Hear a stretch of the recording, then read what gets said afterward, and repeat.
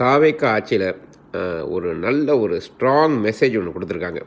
அதாவது தமிழ்நாட்டில் நீ யாராவனா இருந்துட்டு போ, ஒரு சாதாரண கூலி தொழிலாளி மகனா, இல்லை நீ ஒரு அரசியல் பின்புலம், ஒரு மிகப்பெரிய தொழிலதிபரோட பையனா, யாராக இருந்தாலும் தப்பு செஞ்சால் தண்டனை இருக்குது, தண்டனை தண்டனை தான், சிறை சிறை தான் அப்படிங்கிற ஒரு மாபெரும் ஒரு புரட்சியை தாவேக்கா ஏற்படுத்திடுச்சு.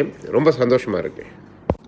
அதாவது தாவேக்கா ஆட்சிக்கு வந்தது ஒரு மிகப்பெரிய ஒரு கரண்ட் ஷாக்கு கொடுத்த மாதிரி எல்லாருக்கும்.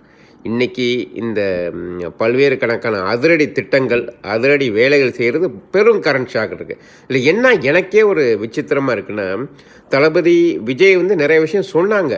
சொன்னதெல்லாம் செய்வாரா அப்படின்னு யோசித்து பார்க்குற நிலையில் பார்த்தா சொல்கிறதையும் செய்கிறாரு, சொல்லாதையும் செய்கிறாரு.